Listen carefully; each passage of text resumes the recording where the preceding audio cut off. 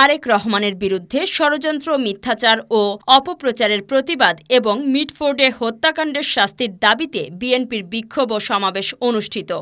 কুষ্টিয়া কুমারখালী প্রতিনিধির পাঠানো প্রতিবেদনে দেখুন বিস্তারিত। কুষ্টিয়ার কুমারখালীতে বিএনপির ভারপ্রাপ্ত চেয়ারম্যান তারেক রহমানের বিরুদ্ধে ষড়যন্ত্র, মিথ্যাচার ও অপপ্রচারের প্রতিবাদ এবং মিটফোর্ডে নির্মম হত্যাকাণ্ডের দৃষ্টান্তমূলক শাস্তির দাবিতে বিক্ষোভ মিছিল ও সমাবেশ অনুষ্ঠিত হয়।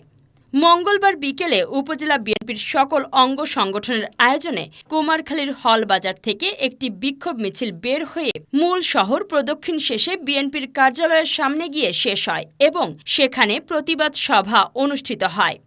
এ সময় উপজেলা বিএনপির আহ্বায়ক নুরুল ইসলাম আনসার প্রামাণিকের সভাপতিত্বে অন্যান্যদের মধ্যে উপজেলা বিএনপির সদস্য সচিব লুৎফর রহমান, পৌর বিএনপির সদস্য সচিব মাকসুদুল মোমিন ও উপজেলা যুবদলের আহ্বায়ক জাকারিয়া আনসার মিলন সহ সকল অঙ্গ সংগঠনের নেতাকর্মীরা উপস্থিত ছিলেন।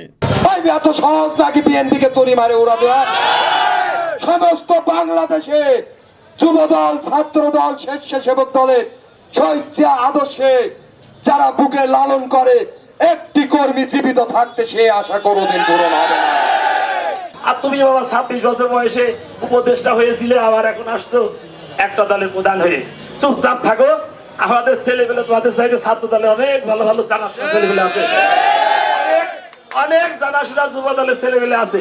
আর থাপড়াইয়ে ঠিক করে দেবে একেবারে। একটা ছেলে সে যুবদল করত, তার নির্মমভাবে হত্যা করা হয়েছে। পরিকল্পিত হত্যাকারীরা কখনো প্রকাশ্যে পাথর নিক্ষেপ করে হত্যা করতে পারে না। এটা আমাদের দলের জন্য, দেশের জন্য একটি ষড়যন্ত্র। এই ষড়যন্ত্র মোকাবেলা করার জন্য অলরেডি সত্য উদ্ঘাটন হয়েছে। প্রেসিডেন্ট জিয়াউর রহমান না থাকলে আজ এই স্বাধীনতা আসতো না। যারা স্বাধীনতা কথা বলে কয়জন আর বিচারের পক্ষে আছে, কতজন সেক্টর কমান্ডার তাদের পক্ষে আছে, সব কিন্তু বিএনপি।